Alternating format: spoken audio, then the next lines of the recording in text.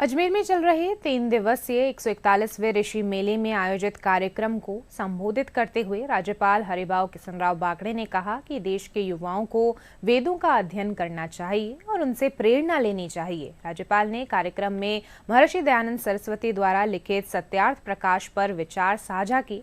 उन्होंने कहा कि इस पुस्तक में चारों वेदों का सार है। इस अवसर पर अजमेर दक्षिण विधायक अनीता बदेला, हरियाणा के सूचना आयुक्त कुलदीप सहित कई जनप्रतिनिधि मौजूद रहे।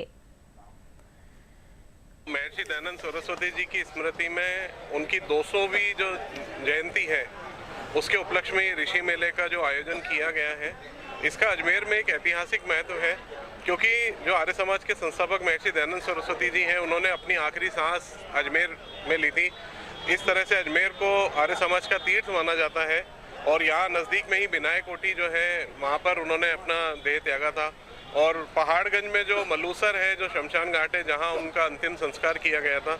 इसके अलावा जो उन्होंने अजमेर में परोपकारिणी सभा की स्थापना की थी, जो उनकी उत्तराधिकारिणी सभा मानी जाती है, जिसके द्वारा ही यह आयोजन किया जा रहा है।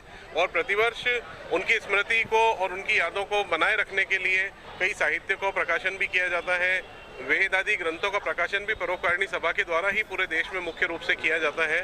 और आर्य समाज की दृष्टि से अगर हम अजमेर में देखते हैं तो एक विशेष महत्व अजमेर का है, क्योंकि यहाँ कई दयानंद संस्थाएं हैं। दयानंद कॉलेज है, डीएवी स्कूल है, दयानंद स्कूल है, जियालाल आर्य शिक्षा माध्यमिक विद्यालय, इस तरह की कई संगठन यहाँ पर जो है आर्य समाज के संचालित है। जिन दिनों राष्ट्र संघर्ष कर रहा था कि किस प्रकार देश की आज़ादी प्राप्त की जाए, उस वक्त दोनों पक्षों के, चाहे नरम दल था चाहे गर्म दल का, दोनों के प्रेरणा स्रोत आर्य समाज के संस्थापक महर्षि दयानंद सरस्वती थे।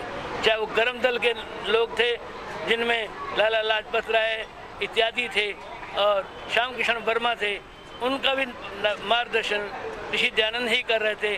चाहे वो ठंडे दल के लोग थे, वह उनका भी मार्गदर्शन ऋषि दयानंद ही कर रहे थे, उनके प्रेरणा स्रोत भी ऋषि दयानंद थे।